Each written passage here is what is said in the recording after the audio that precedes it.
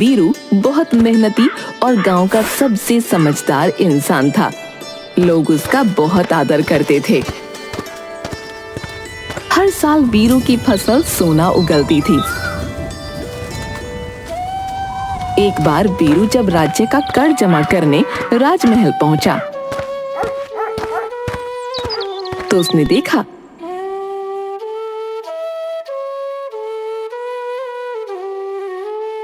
महाराज, राजकोष खाली हो रहा है।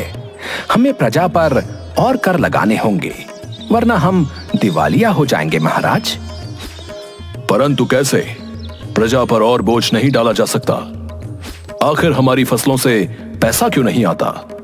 महाराज, ज्यादातर खेत बंजर हो गए हैं, वहां हल नहीं चलाया जा सकता।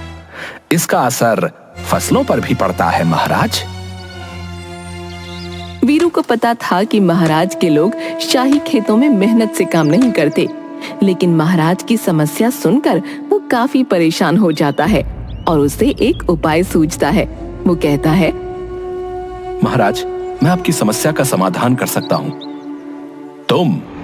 तुम एक साधारण किसान हो। माना कि तुम्हारे खेतों में अच्छी फसलें होती हैं और तुम्हें हर चीज की काफी अच्छी समझ है, पर यह शाही मामला है। महाराज, आप मेरे ऊपर एक बार विश्वास करके देखें। मेरे पास एक सुनहरी मुर्गी है जो हर रोज एक सोने का अंडा देती है। क्या तुम सच कह रहे हो? क्या सच में तुम्हारे पास कोई जादुई सुनहरी मुर्गी है? याद रखो, ये कोई मजाक हुआ तो तुम्हारा सर धड़ से कट सकता है। अरे महाराज, मेरी ऐसी हैसियत कहां जो मैं आपके साथ मजाक कर सकूं। ये मुर्गी मैं आपको दे सकता हूं, लेकिन एक ही मुश्किल है। अगर ये मुर्गी आपके पास आ जाए तो राज्य में सोने की कमी खत्म हो जाएगी। कैसे मुश्किल है?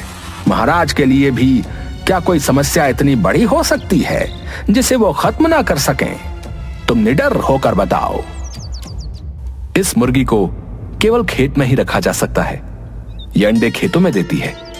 जितना ज्यादा बड़ा खेत होगा उतने ज्यादा ये अंडे देगी। जितनी ज्यादा मिट्टी मुलायम होगी उतने ज्यादा अंडे सुरक्षित रहेंगे। यह भी कोई मुश्किल बात है? मंत्री जी, अब सैनिकों को आदेश दीजिए कि कल से ही शाही खेतों में अच्छी तरह से हल चलाकर वहां की मिट्टी को मुलायम कर दिया जाए। वीरू, खेतों की मिट्टी मुलायम हो जाने के बाद तुम अपनी मुर्गी को शाही खेतों में छोड़ देना। उसके सोने के अंडे लेने हम स्वयं जाएंगे। राजा के सिपाही पूरे राज्य के खेतों की मिट्टी को नरम बनाने के लिए उसमें हल चलाने लगते हैं। मिट्टी को खूब नरम बना दिया जाता है। खेतों की जुताई देखकर वीरू चुपचाप जाकर वहां अनाज के बीज बोआता है। खेतों की खुदाई हुए 5 दिन हो चुके हैं। अब तक तो मुर्गी ने कहीं सोने के अंडे दिए होंगे। मैं जरा अंडे लेकर आता हूं। महाराज खेत में पहुंचकर देखते हैं कि मुर्गी ने अंडे तो दिए हैं, लेकिन मुर्गी के अंडे साधारण मुर्गी की तरह थे। उसे वीरू के ऊपर बहुत गुस्सा आता है। वीरू कहाँ है? उसने हमें धोखा दिया। वीरू को लाया जाता है। महाराज, मिट्टी पर केवल हल चलाया गया है। अभी मिट्टी को पानी की जरूरत है, तब जाकर मिट्टी पूरी तरह से नरम होगी और मेरी मुर्गी अंडे देगी। आप खेतों में पानी डलवाने का इंतजाम करवा दीजिए। महाराज के सैनिक खेतों में सिंचाई भी कर देते हैं। कुछ दिनों बाद वीरू के लगाए बीजों से बढ़िया पौधे निकलने लगते हैं। 1 महीने बाद महाराज जब वापस खेत में जाते हैं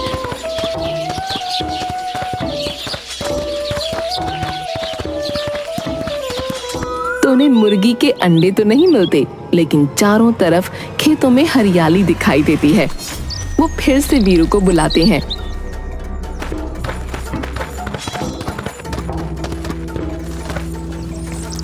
वीरू, तुम्हें जरा भी अपनी जान का डर नहीं। तुमने हमें धोखा दिया है। तुम्हारी मुर्गी सोने के अंडे नहीं देती। महाराज, असली खजाना मेहनत और ईमानदारी में है। शाही खेतों में सही समय पर जुताई और सिंचाई हो, बेहतरीन फसल होगी। जिसको बेचकर अच्छा खासा मुनाफा होगा और राजकोष सोने से भर जाएगा। तू सही कह रहा है, मुझे अपनी गलती समझ आ गई। तुम बहुत समझदार हो। मैं चाहता हूं कि तुम मेरे सलाहकार बन जाओ। वीरू महाराज का सलाहकार बन जाता है। महाराज वीरू को बहुत से उपहार देते हैं। सब कुछ बहुत अच्छा चल रहा होता है कि एक दिन महाराज के पास सूचना आती है। दुहाई हो महाराज, राज्य में बड़ी मुसीबत आ गई है। काली नाम की एक जादूगरनी राज्य में घुस आई है और जो उसकी बात नहीं मानता वो उन्हें पत्थर का बना रही है। मैं तो जादू से वैसे भी बहुत डरता हूं। वीरू, तुम्हारी परीक्षा की घड़ी आ गई है। बताओ, राज्य की प्रजा को बचाने के लिए हमें क्या करना चाहिए?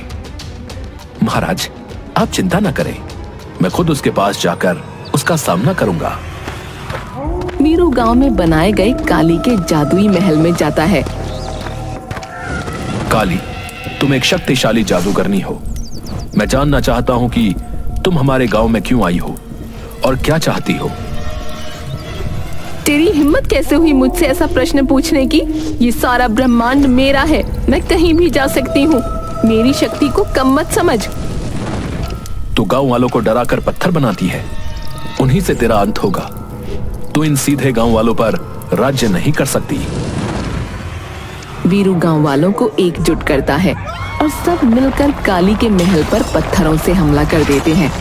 काली इस अचानक हमले से घबरा जाती है और गायब हो जाती है। महाराज बहुत खुश होते हैं और वीरू को मंत्री बना देते हैं।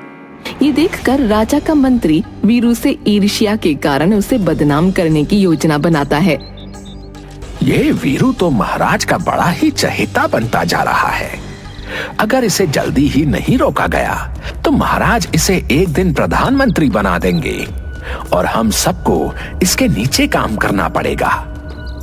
इसे महाराज की नजरों से नीचे गिराने के लिए मुझे जादूगरनी काली से मिलना होगा। मंत्री जादूगरनी काली से मिलता है। काली, मुझे वीरू को खत्म करने में मदद करो। बदले में मैं तुम्हें राज्य का आधा हिस्सा दूंगा। वीरू को हराना आसान काम नहीं है। वो बहुत चतुर है, आपने देखा नहीं? उसने मेरे जैसी शक्तिशाली जादूगरनी को भी 1 मिनट में हरा दिया। लेकिन उसने मुझसे दुश्मनी कर ली है। मुझे उसको इसका मजा चखाना ही होगा। मैं अपनी जादुई ताकत से उसे अपने जादुई जाल में फंसा लूंगी। जैसा मैं कहती हूँ आप बस वैसा करना। काली वीरू को फंसाने के लिए मंत्री को जादुई बीज देती है। तुम इस बीज को चुपचाप वीरू के खेत में लगा दो और दूसरा राजा के खेत में। वीरू के बीज में एक ही दिन में पेड़ निकल आएगा और सोने के सेब फलने लगेंगे। राजा के पेड़ से लोहे के सेब निकलेंगे। मंत्री बीज लेकर राजा के पास जाता है और कहता है, महाराज, देश की भलाई के लिए मैंने कड़ी तपस्या की। मेरी तपस्या से खुश होकर एक परी ने मुझको ये बीज दिया है और कहा है कि अपने राज्य के सबसे समझदार व्यक्ति के हाथों से इसे खेत में लगवा दो, तो इसमें से सोने के सेब निकलेंगे महाराज। शाबाश, तुम सचमुच देशभक्त हो। ये बीज वीरू को दे दो, क्योंकि राज्य का सबसे समझदार व्यक्ति वही है। वो ये जादुई बीज हमारे शाही खेतों में लगा देगा और फिर सोने के सेबों की फसल हमारे खजाने को और बढ़ा देगी। मंत्री वीरू को लोहे के सेबों वाला बीज दे देता है और उसे शाही खेत में लगाने को कहता है।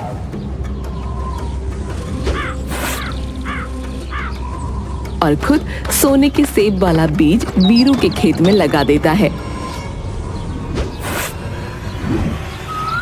कुछ दिन बीत जाने के बाद वो वीरू के सेब के पेड़ से एक सोने का सेब तोड़ता है और बाकी सब उसके खाट के नीचे छुपा देता है। फिर राजा के पास पहुंचता है। महाराज, काफी दिन हो गए हैं। मेरे जादुई बीज में से तो अब सोने के सेब निकलने लगे होंगे। चलिए, आपके शुभ हाथों से ही पेड़ में से सोने के सेब तोड़ते हैं।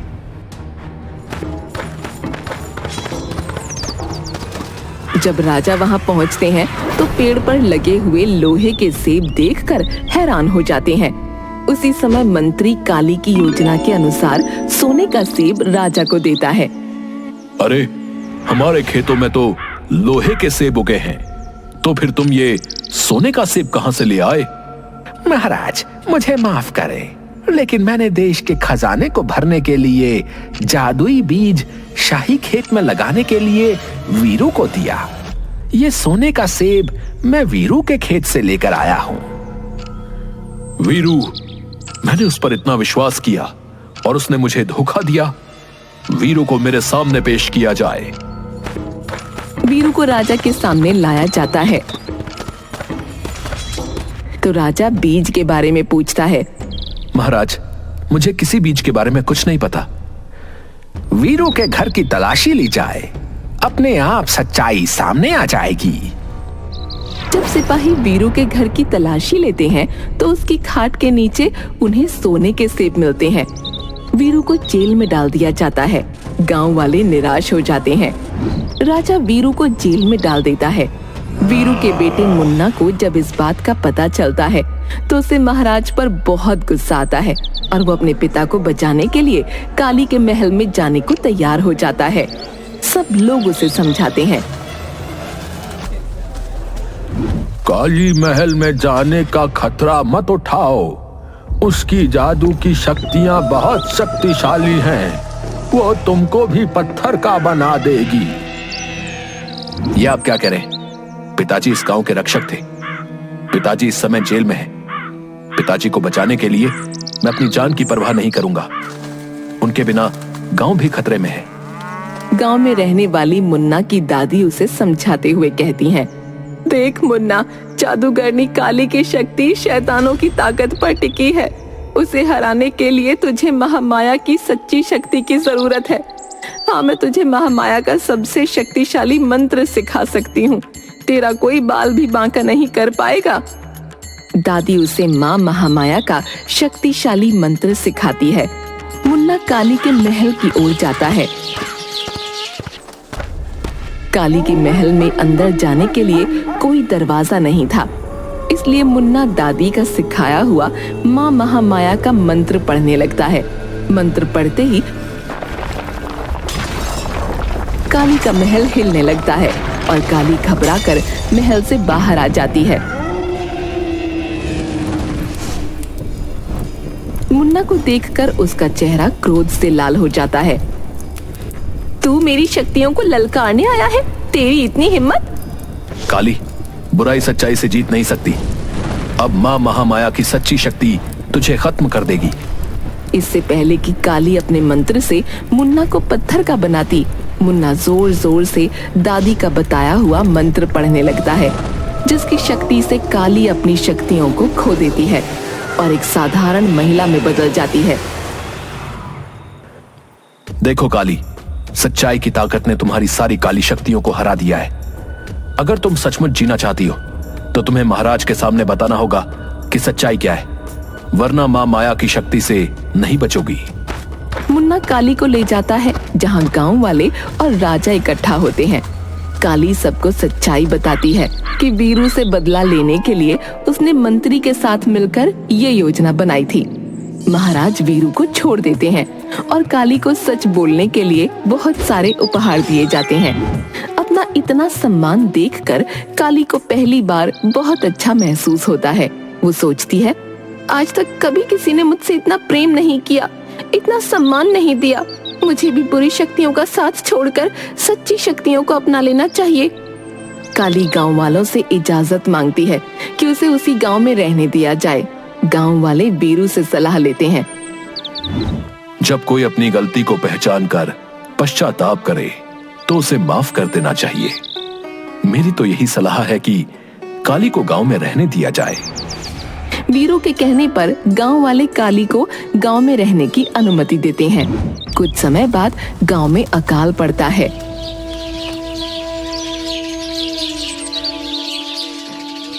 बारिश होने के कोई आसार नहीं दिख रहे हैं।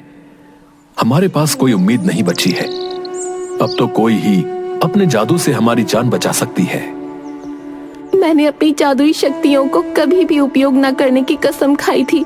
अगर मैंने ऐसा किया तो मुझे अपने एक अंग का दान करना होगा, लेकिन अब इस गांव के लिए मुझे अपने जीवन का एक बड़ा त्याग करना होगा।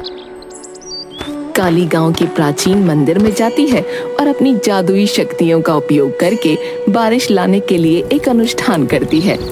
बारिश होते ही काली अपनी आंखें खो देती है। काली मौसी, आपने हमारी जान बचाई है। हम कभी भी आपके बलिदान को नहीं भूलेंगे। मुझे खुशी है मेरी जिंदगी किसी के काम आई। अब मैं समझ सकती हूँ कि सच्ची खुशी प्यार, दया और त्याग में है, और ये गांव मेरा परिवार है। एक दिन गांव में अजीब घटना घटती है। काली जब गांव वालों को जादुई शक्तियों का प्रशिक्षण दे रही थी, मुन्ना दौड़ते हुए आता है और कहता है, काली मौसी, जंगल से एक अजीब प्राणी आ रहा है। तभी गांव में एक बड़ा आधा पेड़ आधा जानवर जैसा दिखने वाला आकार पेड़ों के बीच से निकलता है और वो बहुत क्रोधित लग रहा होता है। अरे काली बहन, ये तो वनदेव हैं। वो कभी हमारे गांव के पास नहीं आए। मुझे दिखाई तो नहीं दे रहा, लेकिन महसूस हो रहा है कि उन्हें हमारी मदद की जरूरत है। गांव वाले वनदेव के सामने इकट्ठा होते हैं। वो गुर्राता है और टेलीपैथी संदेश भेजता है। काली उसे समझ लेती है। काली वीरू से कहती है, वीरू भाई, वनदेव कह रहे हैं कि क्योंकि मैंने सच्चाई का साथ देना शुरू कर दिया है, बुरी शक्तियां मुझे खत्म कर देना चाहती हैं। मेरे ऊपर जादुई शक्तियों का काला बादल मंडरा रहा है। काली बहन, तुमने हमेशा हमारे गांव की रक्षा की है। हम तुम्हें कुछ भी नहीं होने देंगे। हम तुम्हें तुम्हारे ही जादू की सहायता से बचाएंगे। हाँ पिताजी, हम कई मौसी के सिखाए हुए जादू से कांटे बुनकर हम उन शक्तियों को रोकेंगे और पेड़ों की बेलें हमारी सुरक्षा बढ़ा देंगी। गांव के लोग काली के सिखाए जादू का इस्तेमाल करते हैं और जमीन में से तरह तरह की बेलें निकलकर एक दूसरे से जुड़ जाती हैं। लेकिन जैसे ही रात होती है, बुरी शक्तियां पेड़ की बेलों के जाल से बाहर आ जाती हैं। गांव में अंधेरा होने के कारण वो इधर उधर वार करने लगती हैं, जिससे गांव वाले घायल होने लगते हैं। मुझे अपनी शक्तियों से गांव में रोशनी करनी पड़ेगी। अगर मैंने रोशनी नहीं की तो वो बुरी शक्तियां पूरे गांव को शमशान में बदल देंगी। समय आ गया है, मुझे अपनी जान की कुर्बानी देनी होगी। काली आगे बढ़ती है, अपनी सारी शक्तियों को अपनी सांसों में रोक लेती है और उसकी जादुई शक्तियां एक चकाचौंध रोशनी में बदल जाती हैं। रोशनी से घबराकर बुरी शक्तियां कमजोर होकर गायब हो जाती हैं, लेकिन काली जमीन पर गिर जाती है। वीरू एक सच्चा किसान है। उसकी वजह से सिर्फ मैं नहीं बदली, बल्कि पूरा गांव बदल गया। असली जादू सच्चाई और मेहनत में, आपसी प्रेम में होता है। मैं चाहती हूँ कि मेरा ये गांव हमेशा इस बात को याद रखे। ऐसा कहने के बाद काली की मृत्यु हो जाती है, लेकिन जादूगरनी काली के इस त्याग को कभी भी कोई नहीं भूला और गांव का नाम बदलकर कालीपुर रख दिया गया।